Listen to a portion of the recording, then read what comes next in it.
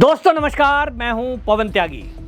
दोस्तों, पश्चिम बंगाल में ममता बनर्जी को एक के बाद एक झटके शुभेंदु अधिकारी दे रहे हैं। पहले सत्ता गई, पार्टी गई और अब टीएमसी के लोग छोड़ छोड़ कर भाग रहे हैं, जिसमें 3 तो राज्यसभा के जो सांसद थे उन्होंने अपनी पार्टी से इस्तीफा दे दिया और उनका कहना यह था कि ममता बनर्जी से जैसी उम्मीद थी कि जनता के लिए कुछ करेंगी वो किया नहीं। और आपको यह भी बता दूं कि वो जो 3 राज्यसभा सांसद थे भारतीय जनता पार्टी में शामिल हो गए। लोग ये कह रहे हैं बीजेपी में शामिल हो गए। पहले बीजेपी ने मना किया था, शामिक भट्टाचार्य सामने आए थे, उन्होंने कहा था किसी टीएमसी के सदस्य को हम शामिल नहीं करेंगे, लेकिन फिर उन्होंने ही मीडिया में सामने आके अपनी बात को रखा। उन्होंने कहा कि हमने ये कहा था, विचार ये हुआ था कि टीएमसी के ममता बनर्जी के साथ जो लोग हैं जिनके ऊपर कोई हिंसा का आरोप है, भ्रष्टाचार का आरोप है, किसी तरह का कोई गड़बड़ी का आरोप है, ऐसे किसी भी व्यक्ति को पार्टी में शामिल नहीं करेंगे। और जो साफ सुथरी छवि के लोग हैं, भाई पहले था कि जिला अध्यक्ष भी आ रहे हैं, पार्टी का ब्लॉक स्तर का भी आ रहा है, प्रधान भी आ रहा है, वो नहीं लिए जाएंगे। यहां तक कि विधायक भी शामिल नहीं किए। लेकिन राज्यसभा का सांसद ममता बनर्जी भी ऐसे लोगों को राज्यसभा भेजती थी।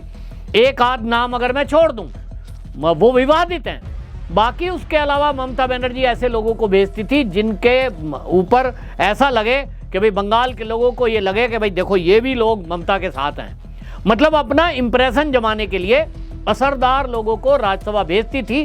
अब ऐसे में जब वो इस्तीफा दे रहे हैं तो समझिए उनका त्याग कितना बड़ा है।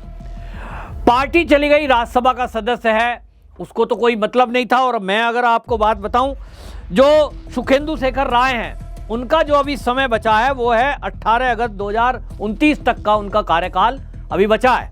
दूसरा सुष्मिता देव, उनका कार्यकाल 20 अप्रैल 2030 तक का है। सोचिए, अभी 26 चल रहा है। इसी तरह प्रकाश चिक बराइक जो हैं वो 18 अगस्त 2029 तक सांसद का उनका कार्यकाल है।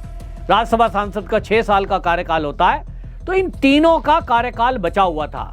चाहते तो राज्यसभा सदस्य रहते और राज्यसभा में एक सदस्य के तौर पर जो सुविधाएं मिलती हैं उनको ये लेते रहते। रही बात अंडे और टमाटर की, तो अंडा टमाटर जो जनता मार रही है वो ऐसे लोगों के खिलाफ गुस्सा लोगों का फूट रहा है जिन्होंने जनता को त्रस्त किया है, जनता के खिलाफ कोई ना कोई ऐसे काम किए जिससे जनता गुस्से में है। तो इन लोगों के खिलाफ, ये जो 3 हैं, इनके खिलाफ तो उस तरह की बात है नहीं, और इसीलिए भारतीय जनता पार्टी ने इनको शामिल किया और अब अपना सदस्य बनाकर इनको मैदान में उतारा है चुनाव में। 14 जुलाई नॉमिनेशन की आखिरी दिन है और 24 जुलाई को ये वोटिंग होगी। और निश्चित जानिए, शुभेंदु अधिकारी के चलते जिस तरह की चीजें हो रही हैं, जनता पहले ही कह रही है कि भाई शुभेंदु जैसा मुख्यमंत्री पहले क्यों नहीं आया। सबको उम्मीद जगी है, यहां तक कि व्यापारी वर्ग बड़ी संख्या में, अब उद्योगपति बंगाल में इन्वेस्टमेंट करने को तैयार बैठे हैं। तो फिर ममता बनर्जी को एक झटका अब राज्यसभा में यह लगेगा, लग ही गया समझ लो, फाइनल है बिल्कुल, कि ये तीनों अब भारतीय जनता पार्टी के निशान पर चुनाव लड़ेंगे। और क्योंकि इसमें वोटिंग जो होगी वो भारतीय जनता पार्टी के जो विधायक हैं बंगाल के, वो वोट करेंगे। और उनकी संख्या आपको बता दूं, 294 कुल संख्या में 208 विधायक भारतीय जनता पार्टी के हैं। और एक विधायक को 69 या 70 वोट अगर पड़ेगा तो आप देखिए 7 या 21, 210 के करीब चाहिए, तो 208 है। 2 विधायक की जरूरत है और ये 2 विधायक मुझे बताने की जरूरत नहीं है, आप पहले ही देख रहे हैं कि इस मामले में ये 2 की भी जरूरत नहीं है। 69 2 और एक को 70 वोट पड़ा, यानी 69 की जरूरत है।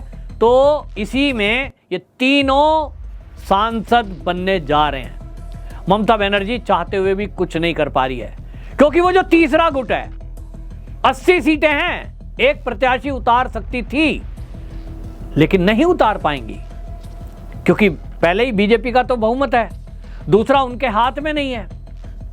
ऋतुव्रत बनर्जी उनसे पहले ही अलग हो चुके हैं और इस समय जो उनका दावा है, पहले उन्होंने 48 का दावा किया था, आज वो कह रहे हैं मेरे पास 64 विधायक है। 64, पहले वो बोल रहे थे कि भाई आप 80 में से पहले 58 बोला, फिर उन्होंने अब 64 संख्या हो गई है, 48 से बढ़कर के अब 64 संख्या उनके साथ है।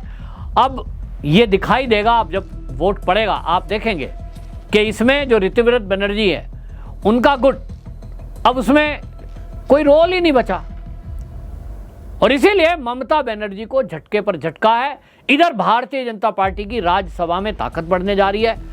जो महत्वपूर्ण बिल अभी तक अटके पड़े हैं, जिसमें कि सबसे ज़्यादा महत्वपूर्ण बिल हमने देखा जब ये एक परिसीमन का और एक जो है महिला आरक्षण का 33% का बिल, ये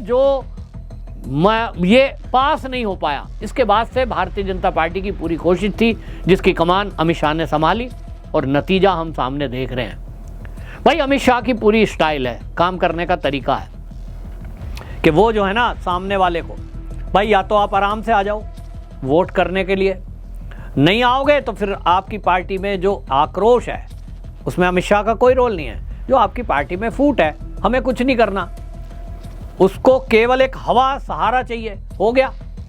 लोगों को आप सोचिए, अगर बीजेपी इस बात के लिए तैयार हो जाती कि भाई टीएमसी के जितने भी लोग बीजेपी में आना चाहें शामिल कर लें, कुछ भी नहीं बचता ममता बनर्जी के पास। तो अभी जो 2-4 लोग बचे हैं, 2-4 सांसद बचे हैं, कुछ जो है 10-15 विधायक बचे हैं, एक भी नहीं बचता। निश्चित रूप से जान लीजिए, केवल बुआ भतीजा यानी अभिषेक बनर्जी और ममता बनर्जी आपको एक तरफ खड़े दिखाई देते अकेले। उनके जो राइट हैंड रहे बिल्कुल खास, ना वो सांसद ना विधायक ममता बनर्जी के साथ खड़े होना चाहते हैं, क्योंकि आज की डेट में यह है कि बंगाल की जनता का गुस्सा जो फूट रहा है वो उन सभी टीएमसी के लोगों पर फूट रहा है जो ममता बनर्जी के साथ थे, यानी जो खासम खास थे। भाई कुछ लोग तो ऐसे भी है ना कि पार्टी में थे, पार्टी में हैं, तो ऋतुव्रत बनर्जी के साथ आ गए बहुत, तो गुस्सा कम हुआ है। क्योंकि ऋतुव्रत बनर्जी खुद कह रहा है कि मैं तो ममता बनर्जी के फैसलों से मैं ही खुश नहीं था।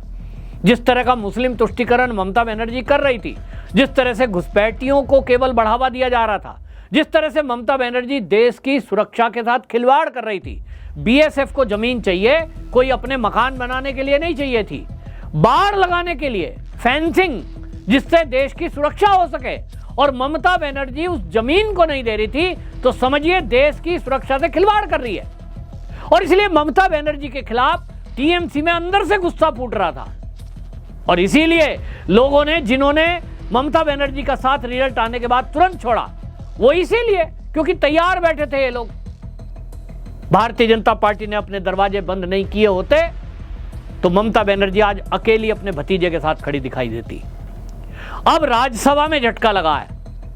लोकसभा के पहले ही काकोली घोष के नेतृत्व में 20 सांसद अलग हो चुके हैं, और मैं पहले भी बता चुका हूं, रिपीट कर देता हूं। काकोली घोष सीनियर सांसद हैं और उनके पिता भी, उनका अपना एक इतिहास रहा है बंगाल में जनसेवा का। वो अब केंद्र में मंत्री बन सकती हैं, ऐसा मुझे सूत्रों के हवाले से पता लगा है।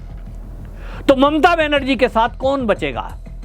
आपको बता दूं, कोई पूछ रहा था, ये जो राज्यसभा की मेंबर अभी बनने जा रही हैं बीजेपी से, सुष्मिता देव, इनसे एक पत्रकार ने पूछा, उनसे पूछा कि क्या बाकी भी सांसद और आएंगे, क्या आपको लग रहा है कि महुआ मोइत्रा भी आएंगी? तो सुष्मिता ने कहा महुआ मोइत्रा को तो कोई लेना ही नहीं चाहता। क्लियर कर दिया, वो आना इसका मतलब चाह रही है, वो चाहती हैं कि भारतीय जनता पार्टी के साथ आ जाएं, लेकिन भारतीय जनता पार्टी ने पहले ही साफ कर दिया। भाई संसद में पैसे लेकर आप कोड बता रही थी क्या क्या हो रहा था और किस तरह की भाषा आप बोलती हो, कौन लेगा? इसी तरह शयनी घोष आना तो चाहती है, लेकिन बीजेपी में ऐसे व्यक्ति के कोई जगह नहीं है, ऐसे व्यक्ति के लिए जो शिवलिंग पर किस तरह का काम कर रही थी मुझे बताने की जरूरत नहीं है। तो भारतीय जनता पार्टी का बिल्कुल एजेंडा साफ है कि जो राष्ट्रवादी सोच के होंगे, स्वच्छ छवि के लोग होंगे, उनको शामिल कर लिया जाएगा, और वो भी केवल उस कंडीशन में कि जो राष्ट्रवादी विचारधारा के साथ चलेंगे, सनातनी विचारधारा के साथ चलेंगे, और उनका ऊपर कोई भी इस तरह का ना तो केस हो, ना उनके ऊपर कोई भी इस तरह के आरोप हो कि उन्होंने ममता बनर्जी के 15 साल के शासनकाल में लोगों पर अत्याचार किया है। तो ममता बनर्जी सदमे में है, एक के बाद एक झटका मिल रहा है, और अभिषेक बनर्जी की तो बोलती बंद हो गई, पूरे गायब हो गया है। आपकी इस मुद्दे पर क्या राय, कमेंट में जरूर लिखिए, वीडियो शेयर करिए। वंदे मातरम।